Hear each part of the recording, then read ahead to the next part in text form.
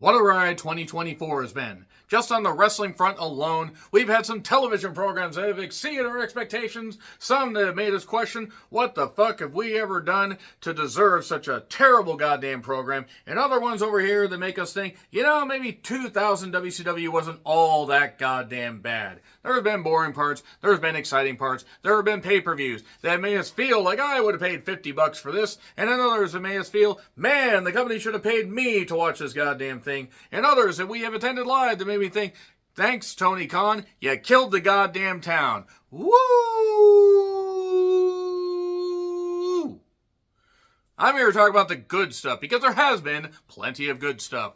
I'm John Rentham with the 20 best wrestling matches of the 2024 list with some honorable mentions. Let me know your favorites in the comments, please. Best, of course, is subjective. These are my best choices. And realistically, I haven't taken stock of every, single match. I haven't written down so many that I had to pick and choose and get rid of some that I really, really like. I'm just paring it down instead of 30 or 25 like I've done in years past. I want to just get it to 20 instead of expanding like everybody gets a participation trophy.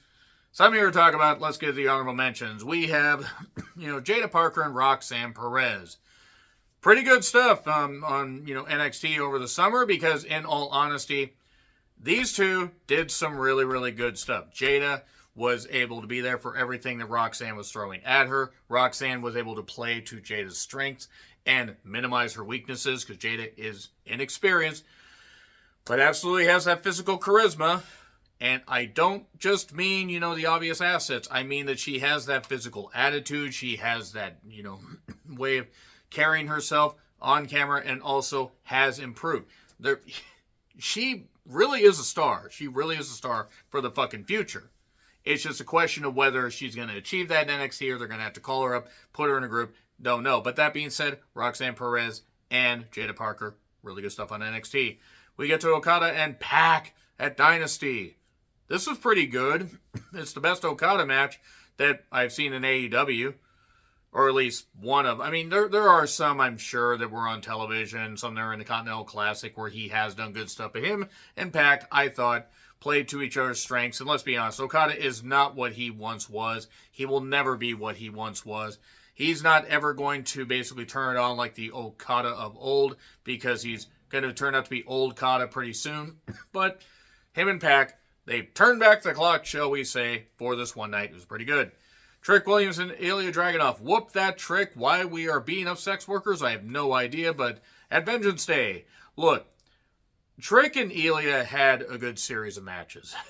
I actually enjoyed what they did here. Ilya, I wish that he hadn't gotten injured. I wish he hadn't gotten injured at all. But Ilya is very, very good. I hope he can come back very soon, maybe at the Rumble. I don't know if it's going to be that soon, though. But Trick really hasn't proved. He needs to be there in the ring with veterans to really minimize the fact that it's going to take time with him, but he's got the crowd on his side. He's got the confidence. The ability's going to get there.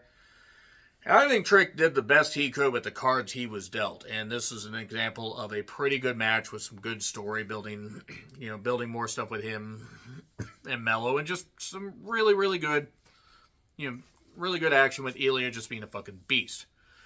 So, we go to another honorable mention. We go to Sami Zayn and Chad Gable at Clash at the Castle. And, yeah, good IC title stuff. You could argue that Gable probably should have won the IC title here. But, then again, they would have probably hot-potatoed it right back to Sami. But at least it would have justified the fact that Gable re-signed. And now he's stuck with American-made. And they don't know what to do with Gable. I hope he got a big pay boost because I don't really think they're ever going to utilize him right ever again. Great match, though. Now, number 20, Stephanie Vaquer versus Mercedes Moné at Forbidden Door. AEW New Japan and CMLL. We needed more companies involved in this. This is basically what put Stephanie on the map to a pay-per-view audience. Now, she'd been doing good in Mexico. She did good on a couple New Japan of America shows. One that I'm going to talk about here in a bit. But this, to me, is the best Mercedes Moné match that has happened in AEW by a mile. You could argue it was more of a show-making star-making performance for Stephanie, even though Stephanie has that star look. and is very good in the ring and looks fucking incredible. She is a goddamn 11 out of 10 as far as a complete package. But Stephanie and Mercedes, very good stuff. Very good pacing, well done, and the crowd is really eating it up. Number 19, Lyra Valkyria versus Io Sky for the Queen of the Ring semi-finals on the 20th of May, 2024 Raw. Lyra, to me, really was quite good here. I mean, admittedly, and I will spoil a little bit, I did actually forget to include her on my best wrestlers list because there's so many people to mention. And as much as I enjoy watching Lyra, she, was standing out here and has stood out in a couple other matches, but has been reduced to the point that often I think a lot of people forget about her. But Lyra is very good. Lyra is somebody that the company can build around. And her and Io had a really well-paced match here. One of the best TV matches that WWE has had. Not the best. We'll get into that here in a bit. But Lyra really did shine here. This was very, very good stuff. Now we get to number 18. Stephanie Valkyria versus AZM. AZM. I'm just going to say that because I forget how to pronounce it. Spell it in the comments if you want. Windy City Riot, New Japan of America. It was good. It was very good, actually, because it didn't need to go 20, 30 minutes. It went like 11 or 12, maybe. And it was fast-paced. AZM did great stuff here. Stephanie, being just that world beater of, just a great, great antagonist that you can't help but root for because you look at her. How could you not want to look at her and appreciate the fact that she is such a fine, fine star? But AZM did a very good job here. This is actually a very, very good match in general. And a prime example of what New Japan of America can do for their U.S. shows, or New Japan can do for their U.S. shows, when they let the women go out there and be fucking athletes. Number 17, Will Ospreay versus Kyle Fletcher at Full Gear. Okay, you could argue this should be a little bit higher in awful English, but the thing about it is, the more I think about it, Ospreay had better matches than this, but him and Fletcher did lay shit in. They did really good stuff. To me, this is a match Full Gear. This and Statlander versus Mercedes, which didn't quite make the cut. Probably should have gotten an honorable mention because that was actually pretty good. But this, to me, was the best or the better of the two. Yeah, the Steel Steps Tombstone was a little bit much. Okay, it was a lot much, again, in awful English.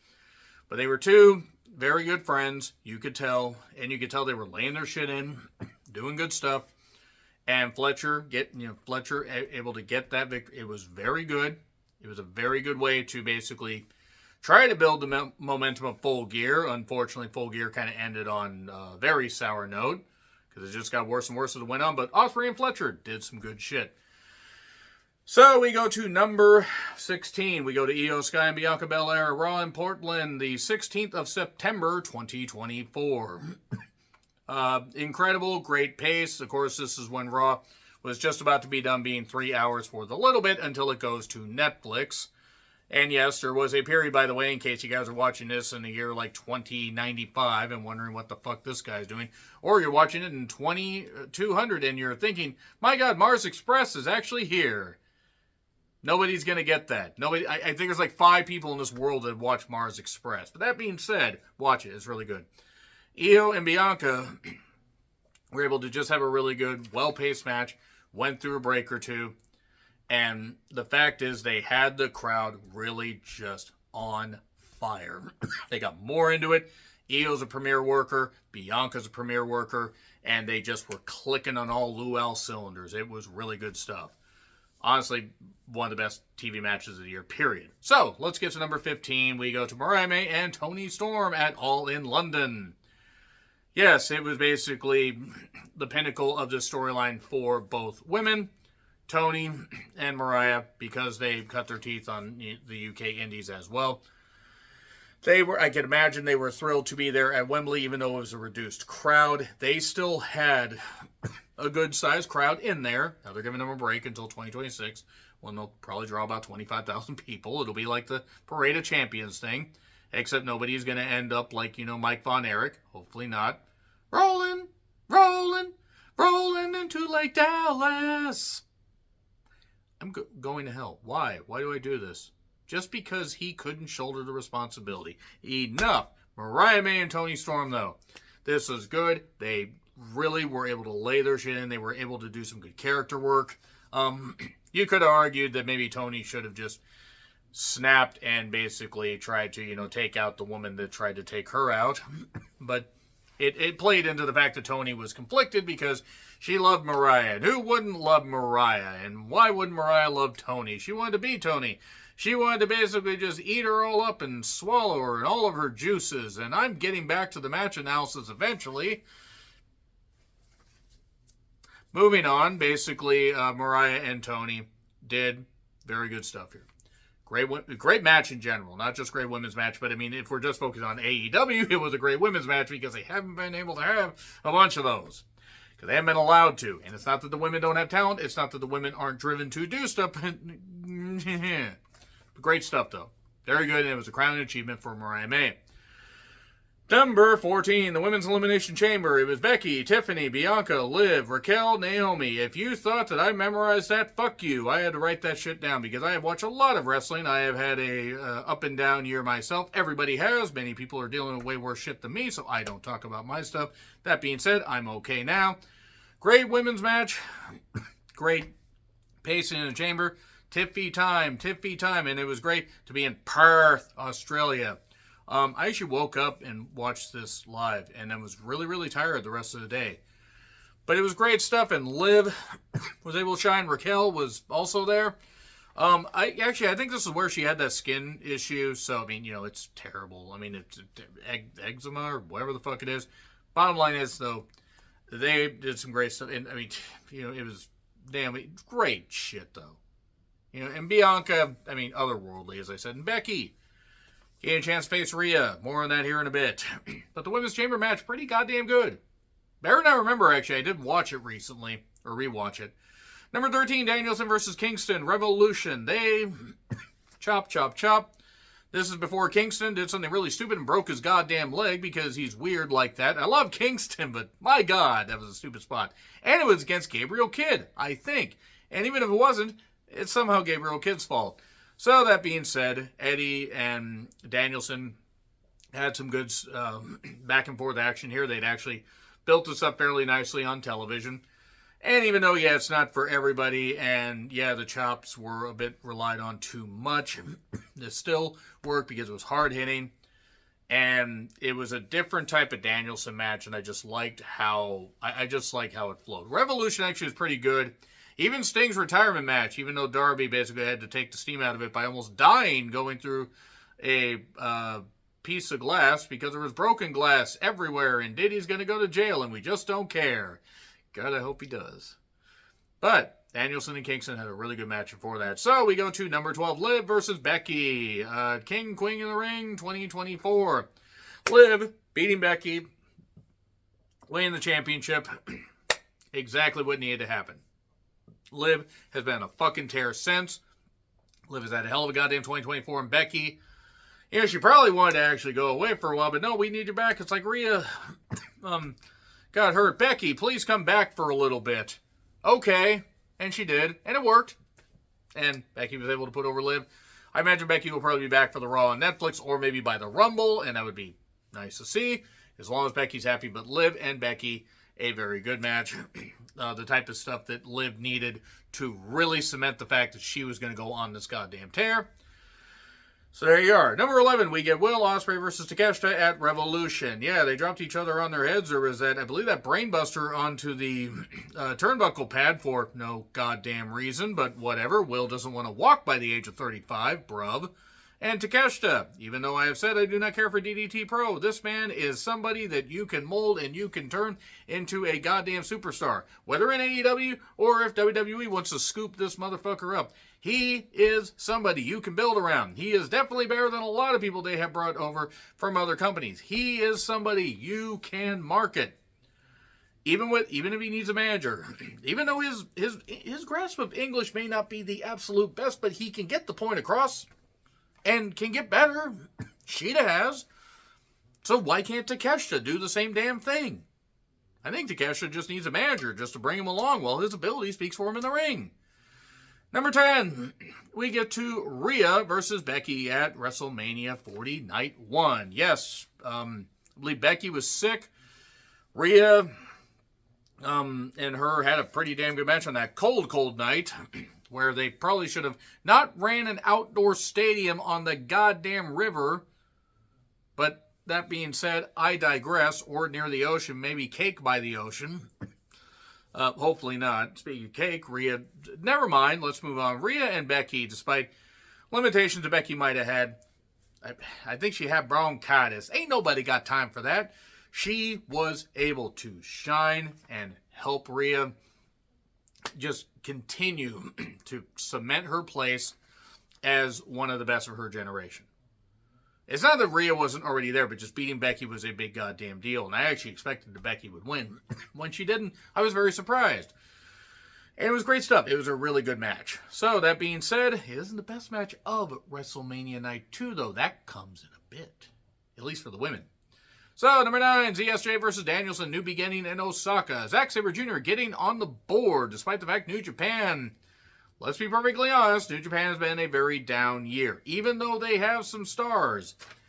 Well, they have a few. They're also relying on Gabriel Kidd and the Bullet Club and all this stuff way too much. Why did Sonata join the Bullet Club? I know he joined them in the interim.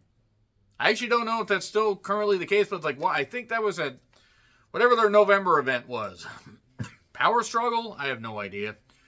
The whole point is that despite New Japan having its issues and Zack Sabre Jr. being the world champion currently, him and Danielson having that rematch after their tremendous match at Wrestle Dream 2023 that I was in attendance for, fourth row from ringside, and it was great shit. And Zack Sabre Jr. is a tremendous technical wizard. Danielson and him were able to have a great match. It's a different type of match where obviously we knew what the result was going to be, but that didn't change the fact that it was really good. So we go to number 8. We go to Danielson versus Ospreay at Dynasty. Big fight feel. I think the crowd died during quite a bit of the aftermath of this and came back up for the main event. But Danielson and Ospreay, I mean, I do remember, I swear I remember there being a couple matches in between this, but not entirely certain because a lot of these cards blend together. But Danielson and Ospreay, it's everything we could have hoped for. It's a motherfucking masterpiece. Danielson was able to play to Ospreay's strength. Ospreay was able to understand what Danielson was trying to do. And Ospreay, don't get me wrong, has gotten better. But Danielson was able to kind of call enough of this to boom, boom, let's do this. Okay, let's slow down. Boom, boom, let's do. Okay, let's do this. Let's take them on a goddamn ride. They did, and it was everything that fans could have wanted. So we go to number 7, Rhea versus Liv at SummerSlam. Oh my God, Dominic, curse your sudden and obvious betrayal. Rhea did the shoulder thing once and it was good. Did it a second time, didn't necessarily work out all that well. But Liv and Rhea, it was all pointing to Liv basically losing the goddamn championship against Rhea. Except for, again, Dominic's obvious and sudden, or, obvious and, quick betrayal. He did that, but you know what? The crowd was eating it up. It was great shit. These two women tore it up. They've had a great goddamn feud, despite the injuries that Rhea has incurred, and despite, the fact that Liv has not exactly had the best opponents. Liv has shined. She has been able to shine, especially with her mic work. It was good stuff. It was really, really good stuff. Number 6, we go to Will Ospreay and MJF, Dynamite 250. We're almost at the end, and then MJF gets the victory, and it's great. And he became the International America Champion. And it was great shit. I almost put this up higher. But I decided not to because they've done this time limit or near time limit draw thing a few times.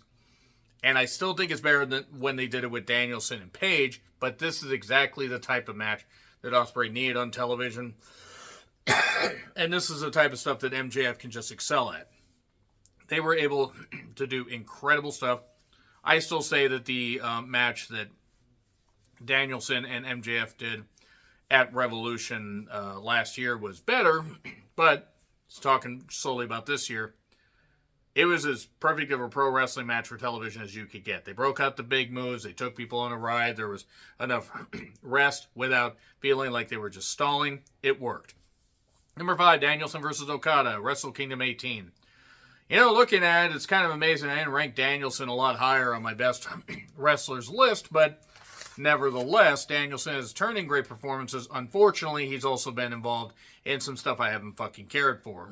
That being said, that was not the case with him versus Okada. Based on the fact that, Okada might break his elbow again, or his arm again, even not intending to. It was an accident. It's when he did the Scooby-Dooby-Doo elbow drop. But Danielson and Okada just had a tremendous match, as you would expect. Now, Okada would end up leaving the company shortly after this, and I wish they had been able to run this back in a better environment. I know they did actually have it go for a while, and it was pretty good, all things considered. But, nevertheless, Okada and Danielson, as great as you could expect. Number 4, Sammy versus Gunther for the Intercontinental Championship, WrestleMania 40 Night 1. Gunther's 666-day reign, the mark of the Yeast, not 1,000 days of Gunther. Tomorrow did not belong to him. All that stuff. Why are those smokestacks going? Too far, too far. But Gunther lost the championship to Sammy. It was a big deal. Sammy's a great underdog, can fight from underneath, and was able to finally best Gunther. And it was exactly what it needed to be. The crowd loved it. Gunther was as over as he was going to get as IC champion. Sammy needed to get there, even though you could argue Gable should have been the person. I think they would have popped if Gable won, but I hate to say it, they wouldn't have popped nearly as much. Having Sammy win it was the right call. Number 3, Bayley versus Io, Mania 40 Night 2. I rewatched this, and the match is even better than I remember. This is exactly a prime example of women just excelling. Bayley overcoming the betrayal of Io and various other members of Damage Control, and able to win and get the championship back. You know, a championship that in some incarnation she had held before. Yes, I know they got rid of the Raw Women's SmackDown, or Raw and SmackDown Women's Championship deal, but it's still the same general principle. She was able to become champion again, and Io had a hell of a goddamn reign after cashing in. This is exactly what we mean by great pro wrestling. And I don't know if too many people necessarily expected it to be as good as it was. I knew it'd be good. I didn't think it'd be this good, and that's why I got to rank it this high. Number 2, Will Ospreay versus MJF at All in London. It's about half the run, maybe about half the run of their Dynamite 250 match, but it was Wembley atmosphere. It was Ospreay being over, MJF being the full-on dick, American heel, and cheating and trying to connive and everything, but obviously Ospreay had to be the man to win it here, and he won it back. Even though MJF could have gone on longer, they kind of wrote themselves into a goddamn corner. They did great shit, though. This was an amazing goddamn match, but not as amazing as number 1, Bryan Danielson versus Swerve, All in London. Yes. There might have been better, work rate, better pacing, and other matches, but it's about the moment. It was Bryan Danielson winning the AEW World Championship in front of a lot of goddamn fans, not as many as they had the previous year in Wembley. It's impossible not to appreciate what the fuck Bryan Danielson did. He beat Swerve. Swerve was working more heel. He understood the assignment, and he did it goddamn well, as only Swerve can do. Danielson, sure, was clearly diminished, was not going to hold the championship for that long, found that out at Wrestle Dream. I don't really think that was very surprising. But for that moment, for him winning the championship and basically ending his AEW career on a high note, until Wrestle Dream, having the pinnacle of his AEW, run be him winning the championship in front of that many people on that big of a stage. That's why it's the best match of the year, in my personal opinion. No, I didn't include Roman versus Cody. Yes, that had a hell of a goddamn moment, but come on. You know my opinion on that. Finish the story. Well, the story was finished, and I'm still going to laugh about the fact that Cody lost at Mania 39. But he needed to win at WrestleMania 40. I will close with that. So, nevertheless, let me know your thoughts in the comments. Like, share, subscribe, Twitter, Letterboxd, and Blue Sky handles in the description. I'm John Rentlin, and I'll see you soon.